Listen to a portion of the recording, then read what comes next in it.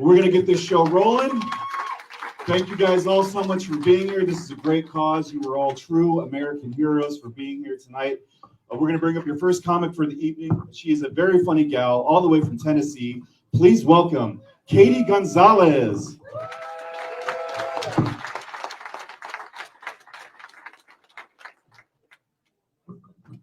I'll make this down more.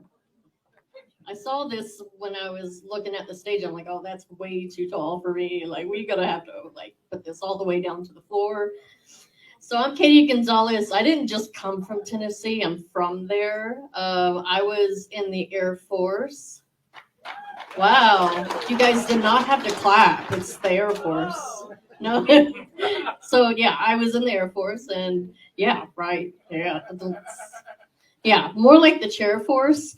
My job was very much in the realm of chair force. Human resources. Yeah, very, very chair force type of job. And I never deployed, because why? What's the point of us going there? I always thought about, though, if we did deploy, what would they send us with? You know, I don't think they would send us with a gun, maybe like an automatic stapler. Just open that puppy up and go recharge. You got to put in the other staplers. Everyone ever get a paper cut? We could use paper. Like, them things hurt. What would our slogan be? Maybe blood, guts, and paper cuts if we were to like go anywhere dangerous. If we were to actually deploy or be some type of HR special unit and be paratroopers, just imagine what we would bring to the table, though. Think about it. Motivational posters, snacks, team building exercises, annual reviews. We would scare the enemy, you guys. We could write a review on how bad and how shitty they're doing, and I think they would just stop going to war with us. It could work. If HR was in charge of like loading planes, like where you would load bombs, I think we would just drop printers on everyone. Them printers are pretty damn heavy. Like, imagine being the enemy and just like looking at the sky and you see a big printer just coming right at you. That could do some damage to somebody. We'd have to drop a lot though, like one enemy at a time or something. I get sure. Okay, so I'm gonna do some newer stuff. I kind of have to look at these because I kind of wrote these earlier this week, but I want to talk about how we all pick on each other. Like when you're in the military, we all pick on each other in the branches, but we really are brothers and sisters in arms. But if you think about like birth order, we're pretty much like brothers and sisters in arms. So you get the Army, they're like the oldest. They're more experienced, they're a little jaded. They set the example for everyone and they have to learn to share. The Navy, they're the second child. They have a take it or leave it attitude. They want to outdo everyone. And they just, when they're angry, they go to their room for 6 months and then they come out. Marines. So they used to be the youngest, but now they're that toddler that just wants to fight everybody. The Coast Guard. They're like the redheaded stepchild. So they live with their other family and they only come around the holidays. Air Force, my favorite. We're the youngest, we're the spoiled. We get the new toys and everyone is jealous of us. Space Force, man. So they're the baby in mama's tummy. Like, we don't know what it's going to look like or what it's going to act like or be like. And we're all just like, what the hell is going on?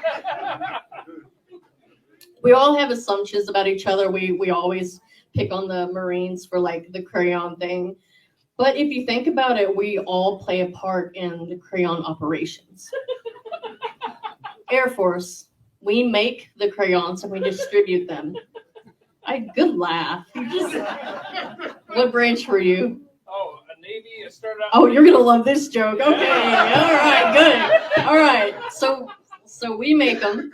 Air Force makes them. Army, they're told to shut up and color with their crayons. Navy, they put them in places you guys do not want to know about. Marines, of course, we know they eat them. The Coast Guard, they just pick up litter every now and then off the shore. And of course, like, we don't even know what the Space Force does with them yet. And if you ever, so I had a coworker who was a civilian who was in the Marine Corps, and his nickname was Crayola because he was the Marines, and that was the running joke. And when I left the unit, my parting gift to him was a box of crayons. And he's like, "Oh, all my favorite flavors." And no, you think of crayons, they're kind of like Kool-Aid. Like, no one says like what the actual flavor is. They're like, "Oh, red, it's my favorite flavor." It's very much like Kool-Aid.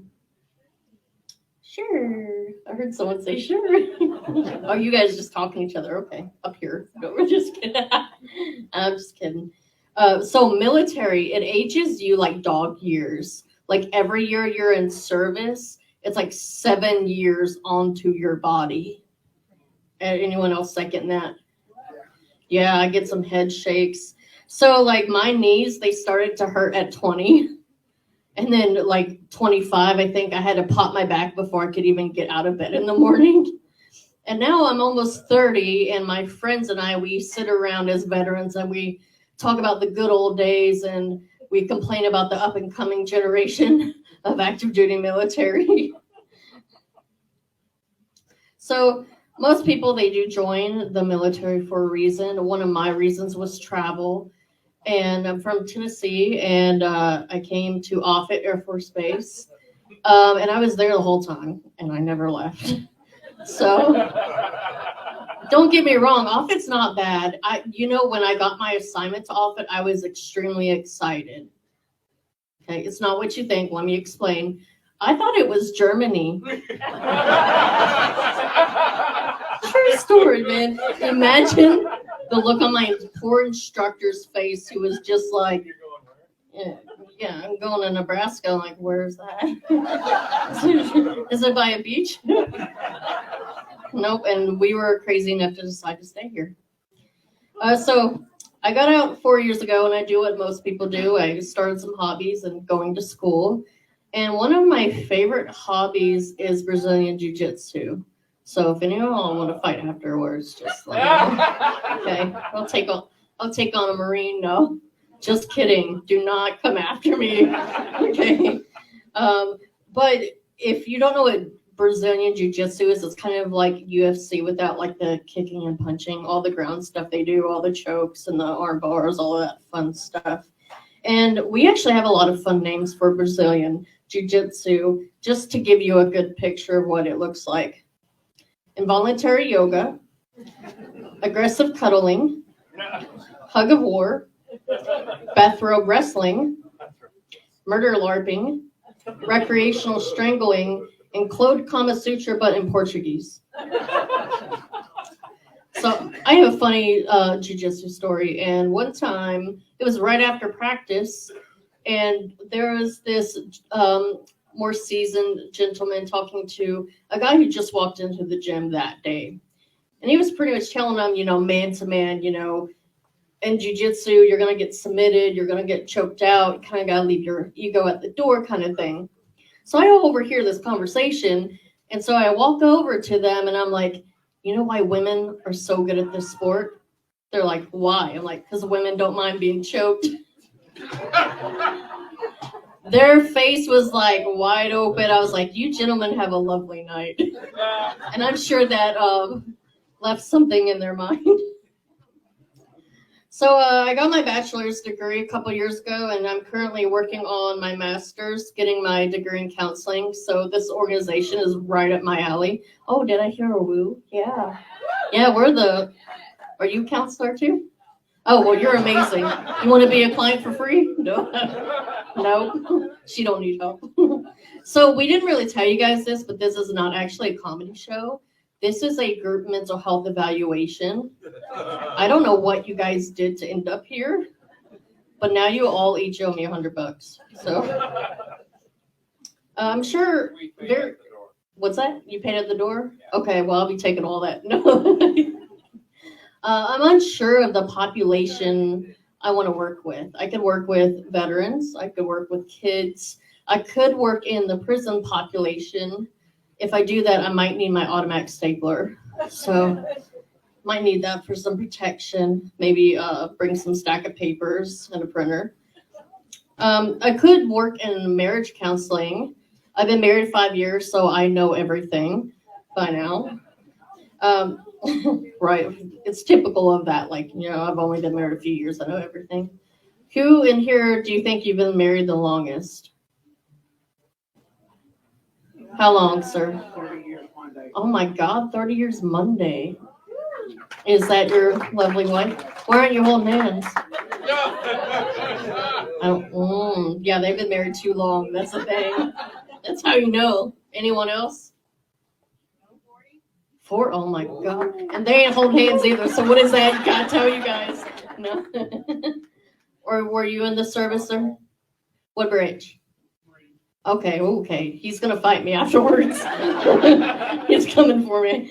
Oh man. So my husband, he's my experimental client right now. I like to analyze his behavior, and I ask him a lot of reflective questions like, "How does that make you feel?" He never really catches on, but it's pretty funny. So, do you guys have any advice for those that have been married pretty young? Either of you guys?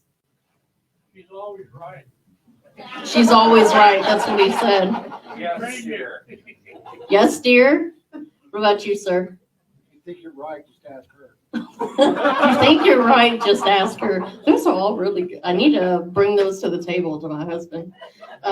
Which, actually, funny story, my husband right now is in boot camp, or I should say summer camp, because he's also going Air Force. So he graduates next week, so that's going to be fun. I'm going to go down to Texas, and I'm going to be laughing at all of you guys because it's supposed to snow on Tuesday. So my husband and I, we are both Christians. We try to go by the typical stereotypes, not really, but like gender roles type of thing. And I don't know if anyone knows this, but in the Bible, it says that the husband is supposed to make the wife coffee. Hebrews. It's in there. That or they better fetch us some Starbucks. What? Yes, ma'am. What? You're going to tell him to read his Bible, aren't you? No, it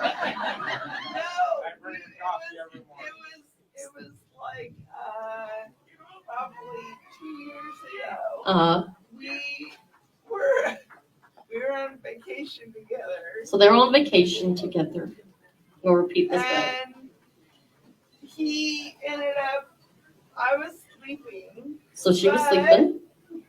The gentleman he ran into said exactly what you are saying. So great minds think alike. So he is No, playing his role. No? This wasn't him. Okay. This was some. Uh-oh. Was this some dude off the street? It was an older gentleman. Oh. Like, He must have been married for 40 years, right? yeah, way more. Oh, more. Okay. Way more, because he said he's been bringing his wife Coffee every day, right? Was it every day? Okay. for So he's got to learn. ever since Like, then, no. ever since then, he's been bringing it to Oh, me. so ever since then so you learned something that day. Did that gentleman tell you read your Bible? Is that what it was? Amen. It was about the Bible. That's pretty It funny. was about the Bible. I love We've that. been married for like 26 years. Okay, that's quite a bit too. Because we got 30, 40, 20. That's pretty. So what's your advice, sir? Because you're just like, shh. He ain't holding her hand either. I've been doing it for many years prior to that, but yeah. There you go. That's pretty good. Wow, that's awesome. I love how someone else had that going for them.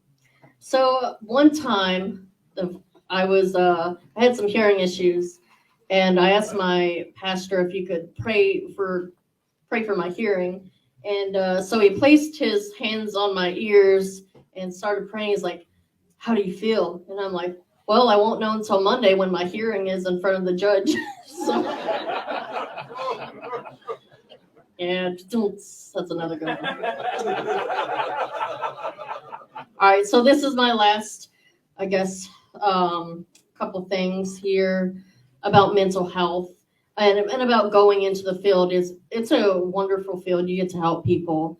And in this generation and this time that we're living in, it has been very prevalent in like the news and social media, which for me is a very good job security. So that's what I'm looking forward to. But it's a very important issue.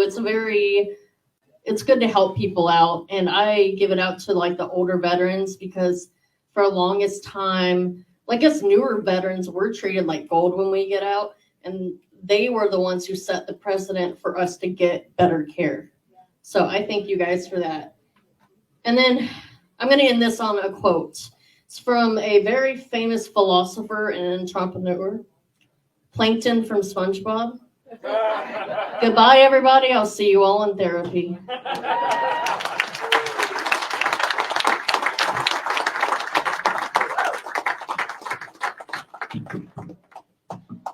Raise that up a bit. Give it up one more time for Katy Gonzalez.